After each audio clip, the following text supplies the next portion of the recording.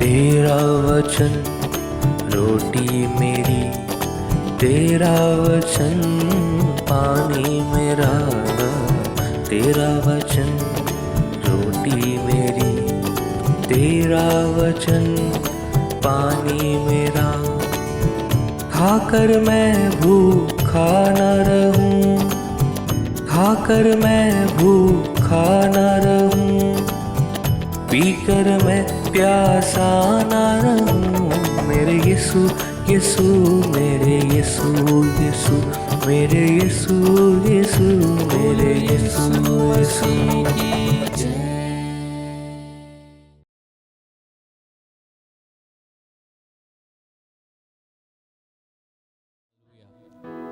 आइए मिलके प्रभु के नाम को आराधना और स्तुति चढ़ाएंगे। जिसके नाम में छुटकारा और जिसके नाम में चंगाई है, आइए उसके नाम को ऊंचा उठाएं।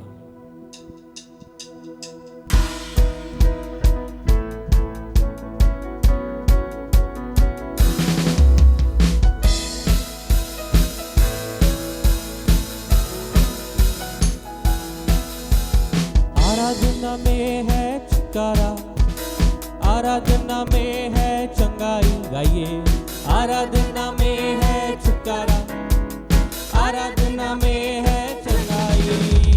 शरीर प्राण आत्मा में शांति आनंद देता है, जान से प्यारा प्रभु। शरीर प्राण आत्मा में शांति आनंद देता है, जान से प्यारा प्रभु।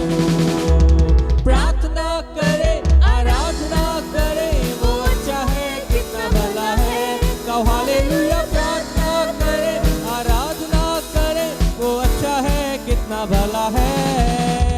छुटकारा पाए हमेशा, हमेशा छुटकारा पाए हमेशा, छुटकारा पाए, छुटकारा पाए हमेशा, हमेशा छुटकारा पाए हमेशा।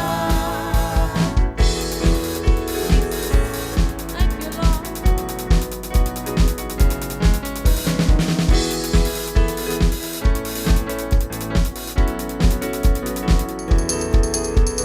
मांगोगे तुम्हें मिलेगा, ढूंढोगे तुम पाओगे।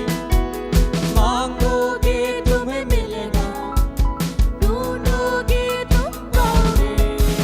खटखटाओ खुलेगी स्वर्ग की आशीषें, पाओ तुम उसे अभी। खटखटाओ खुलेगी स्वर्ग की आशीषें, पाओ तुम उसे अभी। प्रार्थना करे, आराधना करे, वो चाहे कितना भला है। हालेलुया। प्रार्थना करे, आराधना करे, वो चाहे कितना भला है। छुटकारा पाए हमेशा, हमेशा छुटकारा पाए, छुटकारा पाए, छुटकारा पाए हमेशा, हमेशा छुटकारा पाए हमेशा।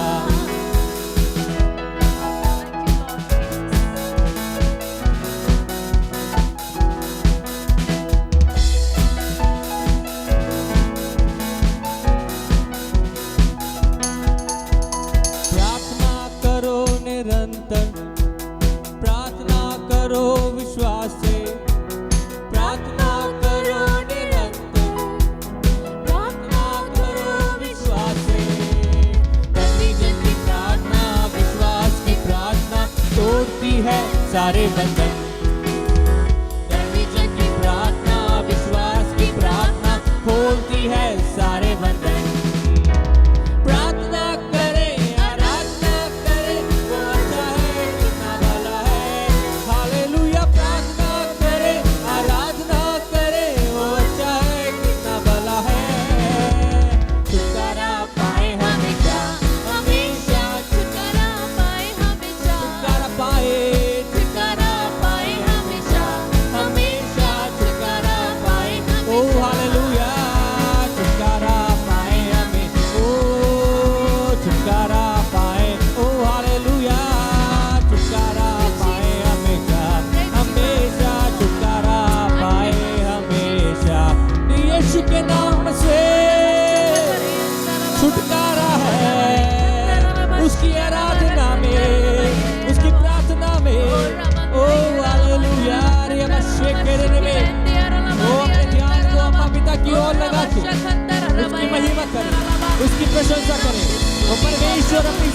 आशीष जो हमें भरे।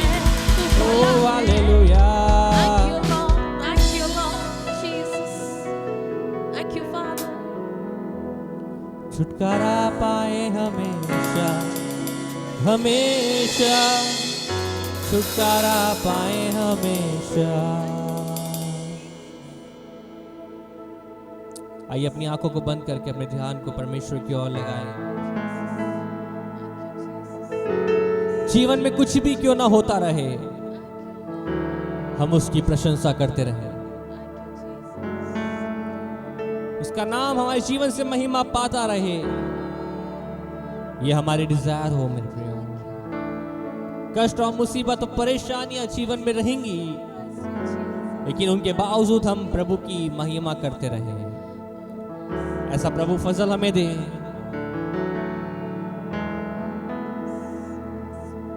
तेरी स्तुति करूंगा जब तक मैं जिंदा रहूंगा, तुझको ऊंचा करूंगा, तेरे नाम को जपता रहूंगा। तेरी स्तुति करूंगा जब तक मैं जिंदा रहूंगा, तुझको ऊंचा करूंगा, तेरे नाम को जपता रहूंगा। प्रशंसा तेरी करूंगा, चाहे चाहे जीवन में कुछ भी हो, धन्य तुझको ही कहूंगा। चाहे दुख हो या हो सुख, हालेलुया हालेलुया। हाथों को उठा के गाएंगे हालेलुया हालेलुया।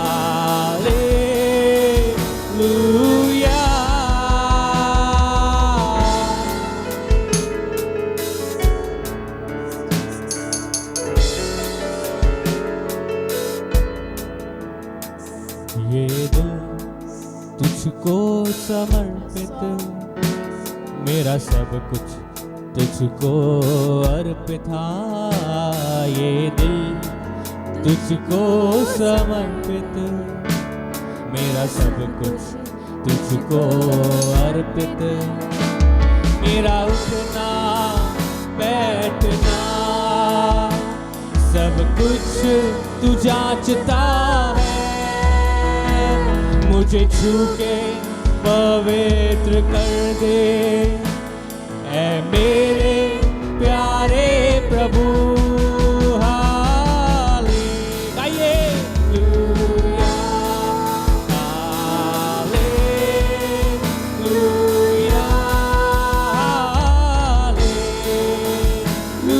Hallelujah hallelujah.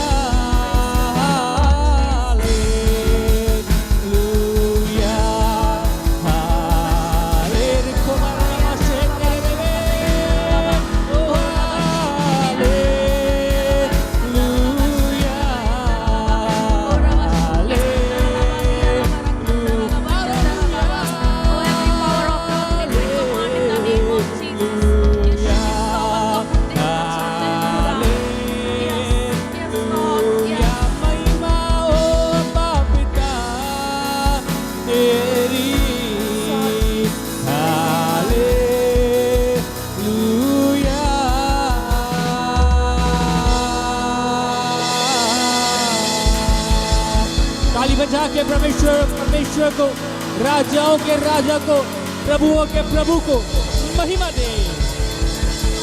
ओ अब्बा प्रशंसा तेरी करूंगा, चाहे जीवन में कुछ भी। प्रभु तेरी प्रशंसा और तेरी महिमा हमारे जीवन से सदैव हो। खुदा हर एक जीवन के मोड़ पे तेरी प्रशंसा हमारे जीवन से हो। वो जब परेशानियां पहाड़ों के सामने हमारे सामने आ जाए, पहाड़ों की तरह हमारे सामने आके खड़ी हो जाए, तब भी हमारे जीवन से तेरी प्रशंसा निकलने पाए। और हर एक कठिन दौर से जब हम गुजरे खुदा, हमारे जीवन से तेरी महिमा होने पाए। Let your will be done in our life, Lord.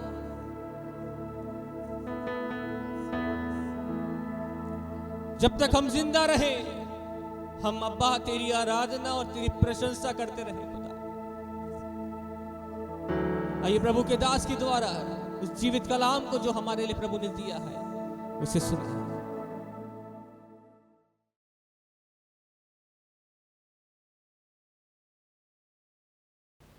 Prize the Lord. Mount Carmel church Ajmer YouTube channel से जुड़े सभी सब्सक्राइबर और दर्शकों को जल्द आने वाले प्रभु यीशु मसीह के मधुर और मीठे नाम में आज की शाम हमारे इस डेली ब्रेड कार्यक्रम में आपका अभिनंदन करते हैं। आशा करते हैं आप अच्छे होंगे और परमेश्वर का वचन सुनने के लिए आप तैयार हैं। तो आइए हम परमेश्वर के वचन को पढ़ेंगे जो हमें मिलता है मत्ती रचित सुसमाचार उसका 25वां अध्याय, उसके पहले पद से लेकर के और 13 पद तक। स्वर्ग का राज्य उन 10 कुंवारियों के समान होगा जो अपनी मसालें लेकर दूल्हे से भेंट करने को निकली। उनमें 5 मूर्ख और 5 समझदार थी। मूर्खों ने अपनी मसालें तो ली, परंतु अपने साथ तेल नहीं लिया। परंतु समझदारों ने अपनी मसालों के साथ अपनी कूपियों में तेल भी भर लिया। जब दूल्हे के आने में देर हुई तो वे सब ऊँघने लगी और सो गई। आधी रात को धूम मची, देखो दूल्हा आ रहा है, उससे भेंट करने के लिए चलो। तब वे सब कुंवारियाँ उठकर अपनी मसालें ठीक करने लगी। और मूर्खों ने समझदारों से कहा, अपने तेल में से कुछ हमें भी दो, क्योंकि हमारी मसालें बुझी जा रही हैं। परंतु समझदारों ने उत्तर दिया, कदाचित ये हमारे लिए और तुम्हारे लिए पूरा न हो। भला तो यह है कि तुम बेचने वालों के पास जाकर अपने लिए मोल ले लो। जब वे मोल लेने को जा रही थी तो दूल्हा आ पहुंचा। जो तैयार थी वे उसके साथ विवाह के घर में चली गई और द्वार बंद किया गया। इसके बाद वे दूसरी कुंवारियाँ भी आकर कहने लगी, हे स्वामी, हमारे लिए द्वार खोल दे। उसने उत्तर दिया, मैं तुमसे सच कहता हूँ, मैं तुम्हें नहीं जानता। इसलिए जागते रहो, क्योंकि तुम न उस दिन को जानते हो न उस घड़ी को। Praise the Lord. मेरे अजीजों, यहाँ पर हम प्रभु यीशु मसीह के द्वारा इस कहे हुए दृष्टांत की ओर ध्यान देते हैं। और ये दृष्टांत कुल मिलाकर जब हम मत्ती के 23 अध्याय को पढ़ रहे हैं, 24 अध्याय को हमने पढ़ा, और अब हम जैसे जैसे हम आगे बढ़ रहे हैं तो हम यीशु मसीह के दूसरे आगमन को बड़े अच्छी रीति से समझ पा रहे हैं। और ये यीशु मसीह ने इससे पहले भी कई दृष्टांत कहे। जैसे कल हमने एक विश्वास योग्य और बुद्धिमान दास का एक दृष्टांत प्रभु यीशु ने कहा था, उसके द्वारा हमें समझाया। कई दृष्टांतों के द्वारा प्रभु यीशु मसीह ने अपने दूसरे आगमन के विषय में जो असमंजस की स्थिति है उसको क्लियर करने की कोशिश की है बस। और आज भी शाम एक और दृष्टांत को मैं आपको समझाने की कोशिश करूंगा। यहाँ पर यीशु मसीह जो इस जो 10 कुंवारियों का जो जिक्र कर रहा है, और 10 कुंवारियाँ जो है वो इस बात के लिए कि अपने आप को उन्होंने तैयार किया है।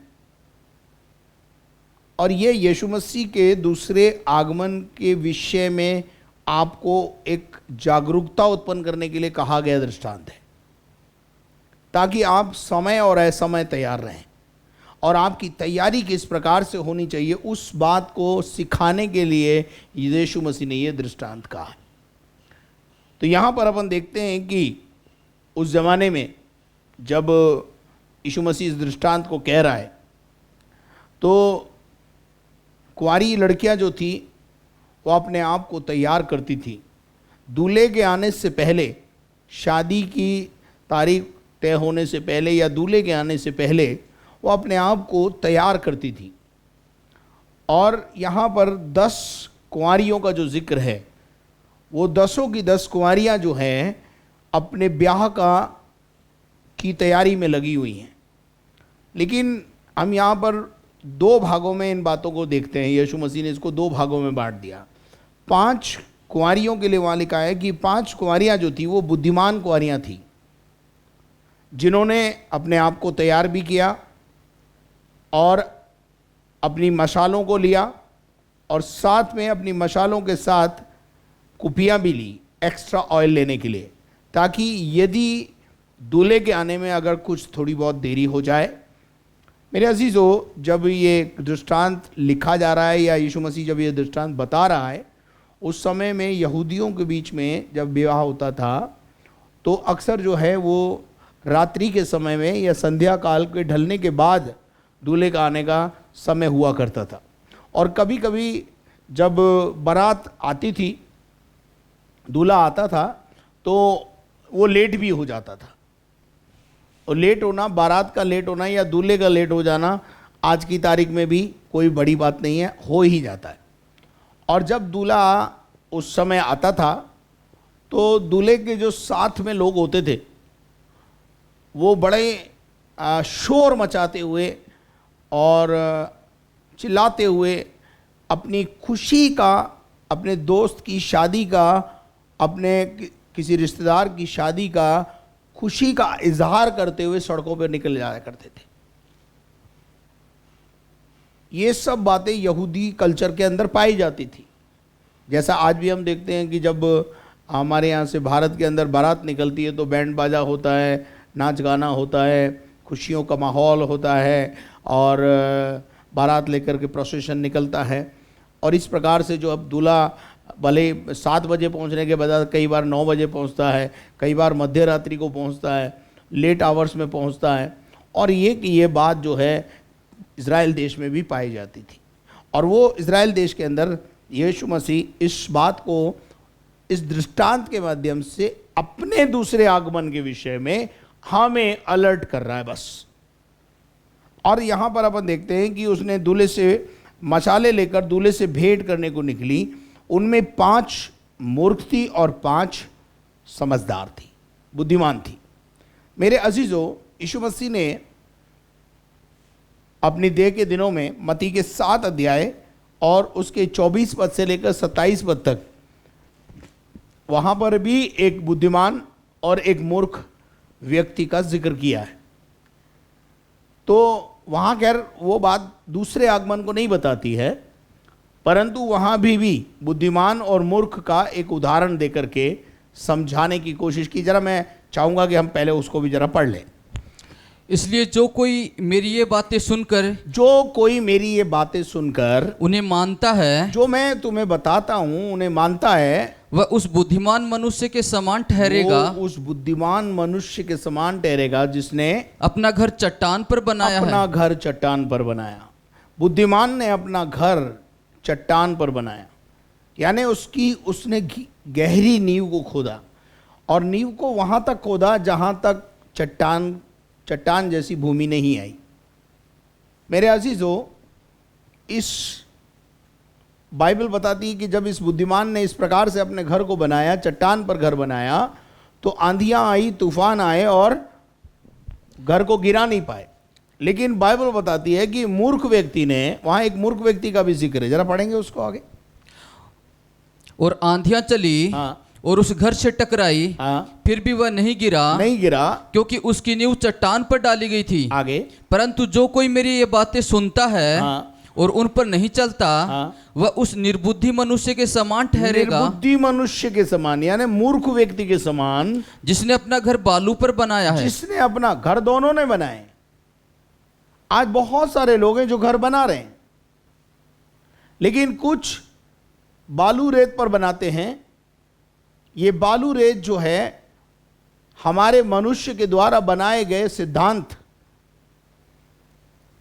हमारे अपने बनाए गए तौर तरीके और सिद्धांतों को बतलाता है। और जो बुद्धिमान होता है वो मसीह शिक्षा के ऊपर अपने घर को बनाता है। मसीह हमारा चट्टान है, मसीह हमारा आधार है।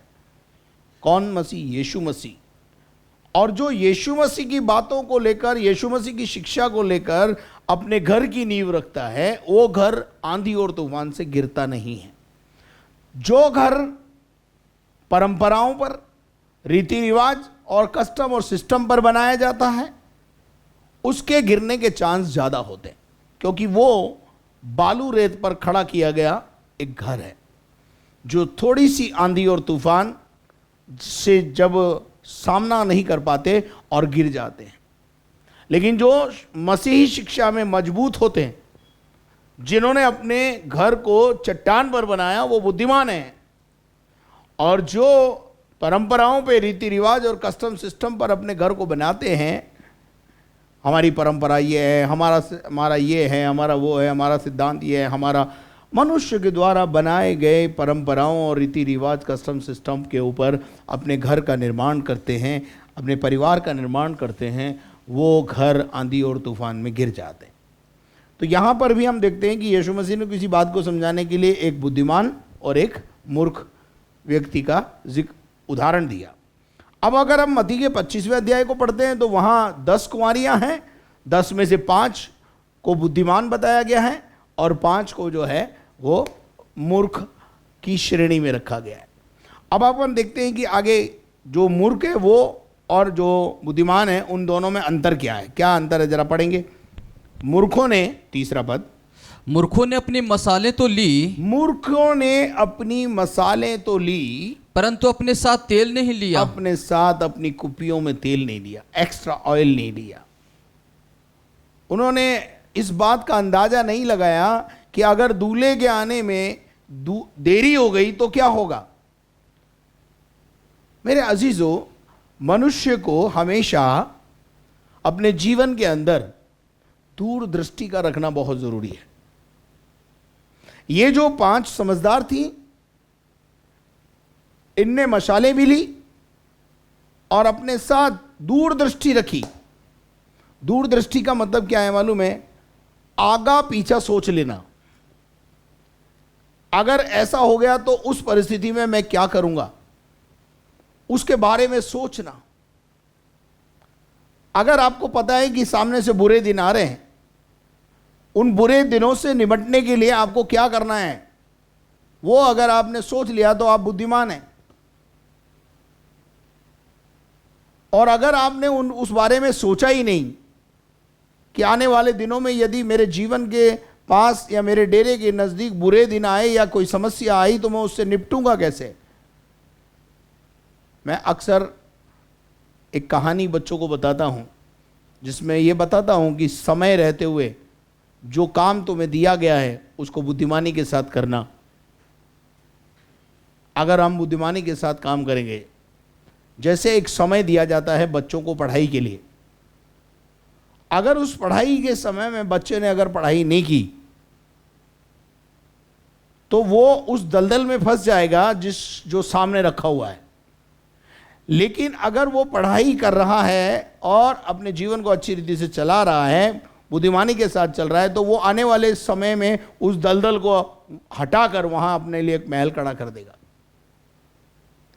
यही है एक बुद्धिमानी की बात। अब ये जो बुद्धिमान स्त्रियां थी, बुद्धिमान कुंवारियां थी, इन्होंने जो है कुपियां ली, मशाले ली, और जो मूर्ख थी उन्होंने भी मशाले ली। पर अंतर कितना सा है, उन्होंने कुपियों में तेल नहीं लिया, यानी दूरदृष्टि नहीं रखी कि अगर कोई ऐसी समस्या हो गई और दूल्हे के आने में देरी हो गई तब हम क्या करेंगे। तो ये जो 5 कुंवारी थी जो समझदार थी, उन्होंने दूरदृष्टि रखी। मैं हर विश्वासी को कहना चाहता हूं, दूरदृष्टि रखना बहुत जरूरी है। आगे पीछे के बारे में सोचना बहुत जरूरी है। और यहां लिखा है, पढ़ेंगे ब्रदर, तेल नहीं लिया, चौथा पद पढ़िए। परंतु समझदारों ने अपनी मसालों के साथ अपनी मशालें भी ली और अपने साथ अपनी कुपियों में तेल भी भर लिया। कुपियों में तेल भी भर लिया। देखिए फर्क कितना सा है मालूम है। मशालें उन्होंने भी ली और इन्होंने भी ली, लेकिन इन्होंने एक्स्ट्रा ऑयल की व्यवस्था भी की। और चलिए आगे पढ़ेंगे। अब जब दूल्हे के आने में देर हुई, अब स्थिति क्या आ गई, परिस्थिति क्या हो गई, दूल्हे के आने में देर हो गई। तो वे सब ऊँघने लगी तो नींद तो आएगी क्योंकि और हम सो गई। शरीर में हैं। और सब जने क्या हो गए, पांचों मूर्ख महिलाएं जो कुंवारियां थी वो भी सो गई, समझदार भी सो गई। फिर क्या हुआ, आधी रात को धूम मची। आधी रात को धूम मची। जब दूल्हा आता है तो बारात आती है तो धूम मचती है ना, बैंड बाजा होता है, नरसिंगे फूके जाते हैं, तमाम प्रकार के फटाके छुड़ाए जाते हैं, तमाम प्रकार की शोर शराबा होता है। और जब इस शोर शराबे को इन्होंने सुना तो हर एक कुंवारी 10 की 10 उठ गई और 10 की 10 जागते ही एक काम किया। पढ़िएगा क्या काम किया। देखो दूल्हा आ रहा है। और उन्होंने उस आवाज को जो आधी रात को हुई उसको समझकर उन्होंने कहा दूल्हा आ पहुंचा है और उससे भेंट करने के लिए चलो। चलो उठो, उससे मिलने के लिए चलें। आगे, तब वे सब कुंवारियां उठकर तब वो सब कुंवारियां उठकर अपनी मसाले ठीक करने लगी। दिस इज द मेन बात, इंपॉर्टेंट बात यह है, सब ने अपनी मसालों को क्या किया, संभाला, सब ने अपनी मसालों को ठीक किया। लेकिन अब क्या हुआ, आगे बढ़िए।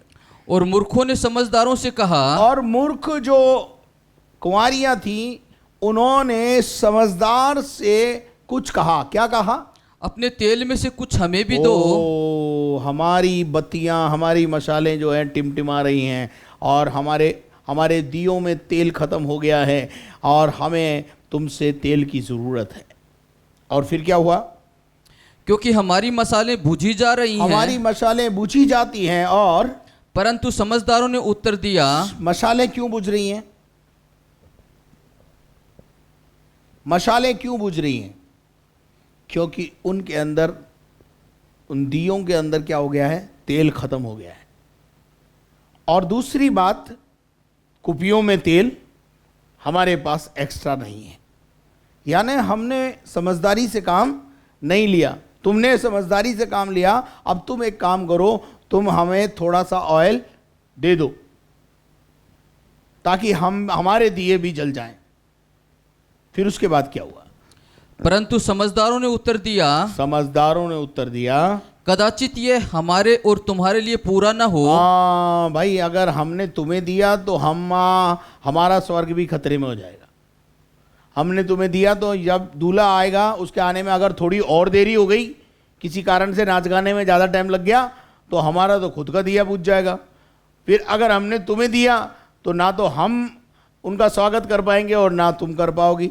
इसलिए भलाई इसमें है कि तुम बाजार में जाओ और जाकर क्या खरीद के, तुम बेचने वाले के पास जाकर अपने लिए मोल ले लो। जो बेचते हैं उनके पास जाओ और उनसे जाकर के मोल ले लो। ये फिजिकली आपको इस बात को ऐसे कैसे समझना है। हम कई बार इसके आत्मिक मीनिंग निकालते हैं, इसमें कोई दो राय नहीं है, आत्मिक मीनिंग निकालें और उसके द्वारा आप प्रचार करें। लेकिन ये दृष्टांत यीशु मसीह ने अपने दूसरे आगमन को बताने के लिए, समझाने के लिए हमें बोले हैं, तो हमें इसको इस तरीके से समझना है। पढ़िएगा आगे। जब वे मोल लेने को जा रही थी, जब उन्होंने मना कर दिया, समझदारों ने बोला नहीं नहीं नहीं नहीं, हमारा तेल हम तुम्हें देंगे नहीं, हम शेयरिंग नहीं करेंगे। चलिए उसके बाद क्या हुआ, तो दूल्हा आ पहुंचा। और वो तो कहाँ गई, 5 मूर्ख जो थी वो कहाँ चली गई, मोल लेने चली गई, क्योंकि उनके दिए बुझ रहे थे। आज मेरे अजीजों में, आज शाम जो मेरी कुप्पी में तेल दे दे प्रभु, एक गीत के लेखक ने इस गीत को बनाया है, मेरी कुप्पी में तेल दे दे प्रभु, ताकि तेरे आने तक मैं दूं ज्योति, तेरे आने तक मैं जलता रहूं, कहीं मैं बुझ ना जाऊं, कहीं मैं बर्बाद ना हो जाऊं, कहीं मैं तेरे उस दूसरे आगमन के समय में किसी और काम में ना लग जाऊं, जिस काम को समय से पहले मुझे कर लेना चाहिए था वो मैं कर लूं। यहाँ उन समझदार स्त्रियों ने, कुंवारियों ने उस काम को पहले ही कर लिया और वो अब क्या कर रही हैं, दूल्हे के आने का इंतज़ार कर रही हैं। और दूल्हा आ पहुंचा, जो तैयार थी, जिनकी मशालें तैयार थी, वो क्या हो गई, उसके साथ ब्याह के घर में चली गई और द्वार बंद हो गया। क्या आप मेरी बात को समझ रहे हैं? क्या आपको यह बात समझ में आ रही है? द्वार बंद हो गया और ये 5 कुंवारियां जो समझदार थीं, जो तैयार थीं, जिनकी कुपियों में तेल था, वो दूल्हे के साथ अंदर अपने घर में चली गई और बाइबल बताती है द्वार बंद कर दिया गया, यानी दूल्हे के साथ एंट्री का समय खत्म हो गया। यहां मैं रुक कर आपको कहना चाहता हूं, अभी स्वर्ग के राज्य के लिए द्वार खुला हुआ है, परमेश्वर के राज्य के लिए यूं समझ लीजिए द्वार खुला हुआ है। अभी अनुग्रह का समय चल रहा है। अभी आप दूल्हे से मिलने के लिए अगर अपने आप को तैयार करेंगी तो आप दूल्हे से मिल पाएंगे, लेकिन एक समय ऐसा भी आएगा जब द्वार बंद कर दिया जाएगा, यानी समय खत्म हो जाएगा। तब भले कितना भी आप गाना जागो सोने वालों, तो कोई फायदा नहीं होने वाला है। आज द्वार खुला हुआ है, आज अनुग्रह का समय चल रहा है, आज उद्धार का दिन है, आज यीशु के साथ एनकाउंटर करने का दिन है, आज यीशु मसीह के साथ मिलने का समय है। अगर द्वार बंद हो गया तो वो समय खत्म हो जाएगा। देखिए, एक बात से मैं आपको और समझाना चाहता हूं। इब्रानियों की पत्री 9 अध्याय उसके 27 पद को अगर अपन पढ़ेंगे तो वहां एक बात लिखी है, पढ़िए। और जैसे मनुष्य के लिए, जैसे सब मनुष्यों के लिए एक बार मरना और उसके बाद न्याय का होना नियुक्त है, उसके बाद न्याय का होना नियुक्त है। जब तक हम जिंदा हैं, हमारे पास तौबा करने के लिए समय है, पश्चाताप करने के लिए समय है, झुकने के लिए समय है, अपने आप को दीन बनाने के लिए समय है, नम्र बनने के लिए समय है। लेकिन जिस दिन आपकी मृत्यु हो जाएगी, मृत्यु के बाद तौबा करने का समय खत्म हो जाएगा आपका। यानी यूं समझ लीजिए वो उद्धार का द्वार बंद हो जाएगा, तौबा करने का, पश्चाताप करने का द्वार बंद हो जाएगा। इसलिए क्या करना है? बुद्धिमान कुंवारियों की नाई समय रहते हुए, न्याय के दिन से पहले, मृत्यु के दिन से पहले न्याय के सिंहासन के सामने खड़े होने के लिए समय रहते हुए अपने आप को तैयार करें।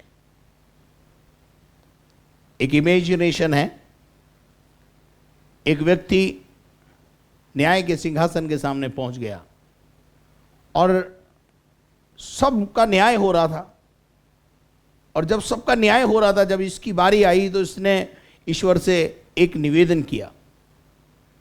बोला, प्रभु मेरा न्याय करने से पहले मेरी एक विनती है। बोला, भाई क्या विनती है बताओ? बोला, मुझे 1 मिनट के लिए मैं वापस धरती पे जाना चाहता हूं। अरे भाई, तू 70 साल धरती पे रह के आया, अभी 1 मिनट में क्या कर लेगा वो बताओ। ईश्वर ने उससे पूछा, वो बताओ कि तुम 70 साल धरती पे रह के आए और 70 साल में तुम्हारा दिल नहीं भरा, तो तुम 1 मिनट के लिए नीचे जाना चाहते हो वापस, तो कारण क्या है जाने का? बताओ तो सही। जब तुम कारण बताओगे तो शायद हम सोचेंगे। पता है उसने क्या कहा? मैं धरती पे जाऊंगा और पश्चाताप करूंगा। इसका अर्थ क्या है मालूम है? इसका अर्थ यह है कि पश्चाताप का समय धरती पर है, स्वर्ग में नहीं है, मरने के बाद नहीं है। मृत्यु के बाद आपका चैप्टर क्लोज हो जाएगा। जैसे धनवान और लाजर के किस्से के अंदर हम देखते हैं कि धनवान मरा और अधोलोक में पहुंचा दिया गया, लाजर मरा और अब्राहम की गोद में पहुंचा दिया गया। इसका मतलब क्या है? मरते ही हमारी डेस्टिनेशन तय हो जाती है कि मरने के बाद हम कहां जाएंगे। ये समय रहते हुए, समय को बहुमूल्य समझते हुए हमें उद्धार के दिन को समझना है, और उद्धार का दिन आज है, कल नहीं है। पश्चाताप का समय अभी है, कल नहीं है, 1 घंटे बाद नहीं है। 1 घंटे बाद आप जिएंगे या नहीं जिएंगे, इस बात की गारंटी आपके पास नहीं है। तो जो समय आपके पास है वही उद्धार का समय है, वही पश्चाताप का समय है। द्वार बंद हो जाएगा और देखते हैं हम, आगे लिखा हुआ है द्वार बंद होने के बाद कुछ समय के बाद वो 5 कुंवारियां जो मशाले लेकर के और तेल ढूंढने गई थी वो भी वापस आई, और उनके साथ क्या व्यवहार हुआ वो देखते जरा। इसके बाद वे दूसरी कुंवारियां भी आकर कहने वो लगी, मूर्ख कुंवारियां भी आकर कहने लगी, हे स्वामी, हे स्वामी, हे स्वामी, हे स्वामी, हमारे लिए द्वार खोल दे। हमारे लिए द्वार को खोल दे, दरवाजा को खोल दे। उसने उत्तर दिया, उसने उत्तर दिया, मैं तुमसे सच कहता हूँ, मैं तुमसे सच कहता हूँ, मैं तुम्हें नहीं जानता। मैं तुम्हें जानता ही नहीं। नहीं।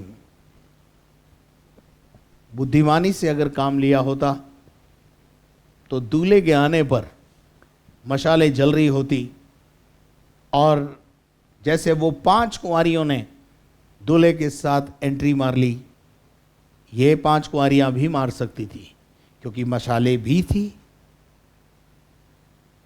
इसमें कोई दो राय नहीं कि मशालें नहीं थी इनके पास, उनके पास मशालें थी, लेकिन उनके पास, उनके जीवन के अंदर दूरदृष्टि नहीं थी, गफलत थी,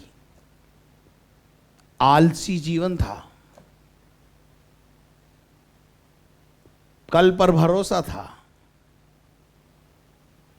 कल कर लेंगे। आज बहुत सारे लोग हैं जो तौबा को रोज टाल देते हैं, पश्चाताप को रोज टाल देते हैं और बोलते हैं कोई बात नहीं, आज नहीं, कल कर लेंगे। कल आपके जीवन में आएगा या नहीं आएगा? अचानक कहीं दूल्हा आ गया और द्वार बंद हो गया, यीशु मसीह का दूसरा आगमन अगर हो गया तो मेरे अजीजों फिर अनुग्रह का समय खत्म हो जाएगा। यीशु मसीह दोबारा जब पहली बार जब आया तो लोगों का मसीहा बन के आया, ध्यान रखना, लोगों का छुटकारा देने वाला और छुड़ाने वाला और जीवन देने वाला बन के आया।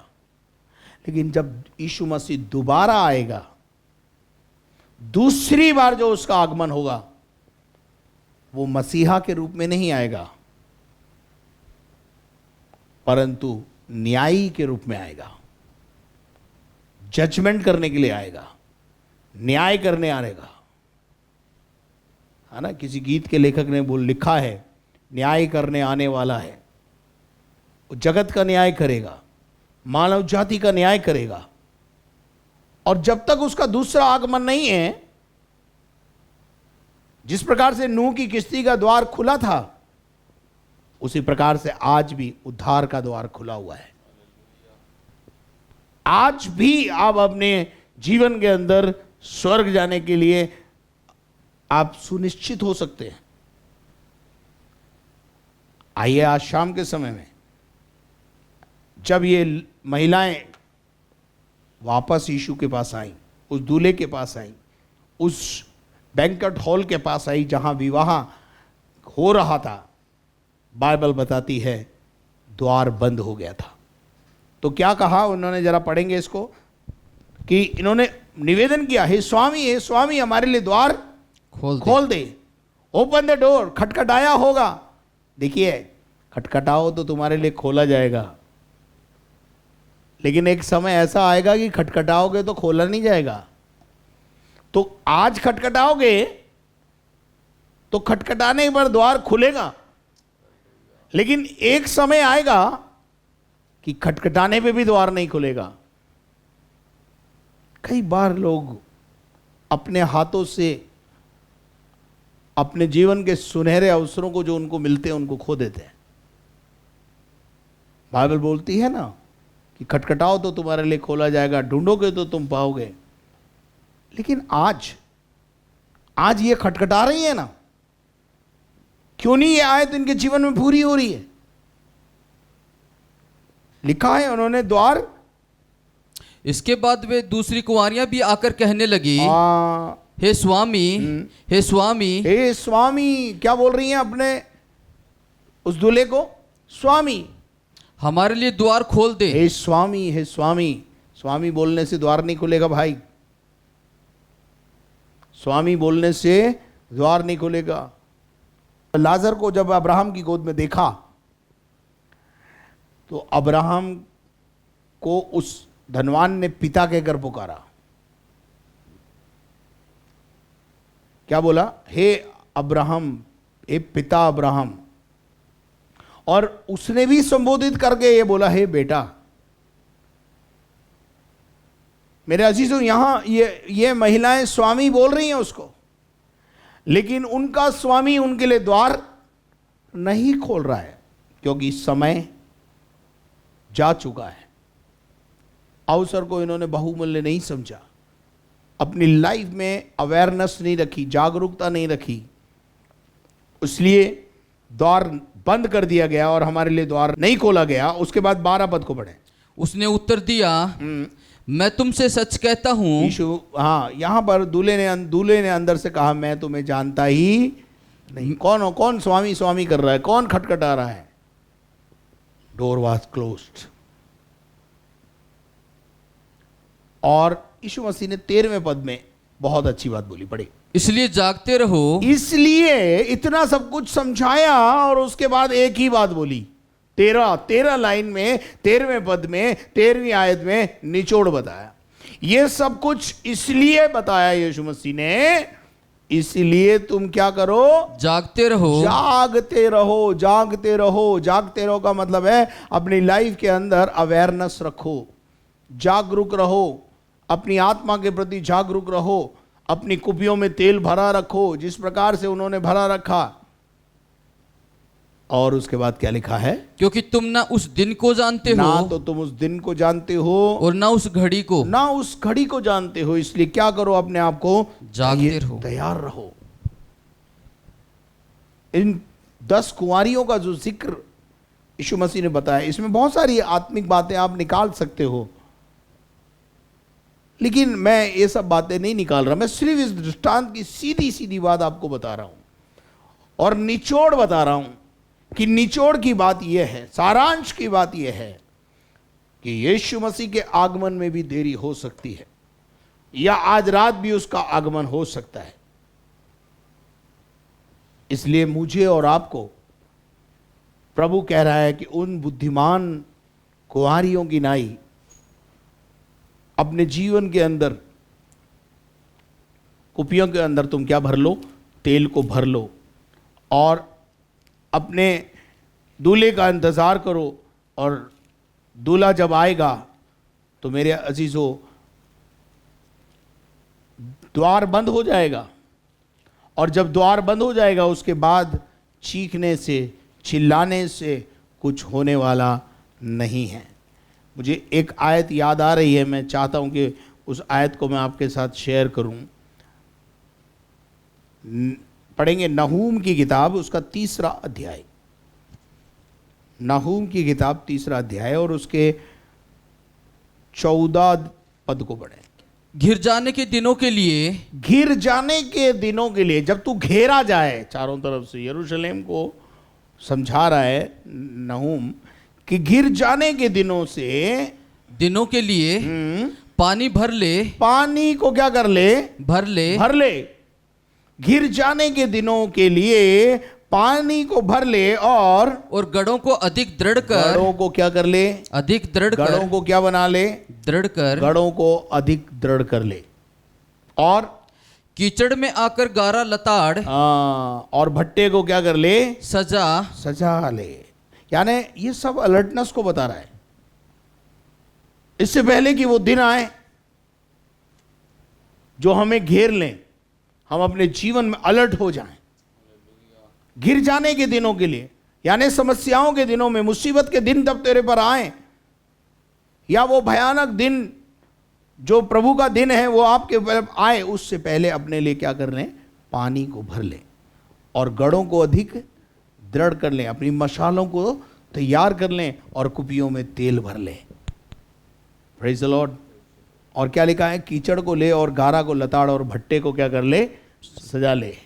यानी अपनी जिंदगी को तैयार कर ले, जिंदगी को, अपने जीवन को तैयार कर ले, ताकि जब समस्याओं के दिन आए, घिर जाने के दिन आए। मेरे अजीजों, जो बच्चे समय रहते हुए समय का सदुपयोग करते हैं, अपनी पढ़ाई के समय में पढ़ाई करते हैं, अच्छे रिजल्ट उनके जीवन में आते हैं। वो अपने जीवन के अंदर आने वाले अंधकार को मिटा देते हैं। इसी प्रकार से ये 60-70 साल का जीवन जो आपको प्रभु ने दिया है, इसमें यदि आप चाहें तो वो अनंत काल की जो आग, अनंत काल का जो अंधकार, दांतों का रोना और पीसना जहां हम जा सकते हैं, वहां से बचने के लिए इन 60-70 सालों में तैयारी की जा सकती है। मेरे अजीजों, कई बार हम अपने जीवन के अंदर, मैं कई बार एक बात बताता हूं कि जब बच्चा अपनी मां की पेट में होता है,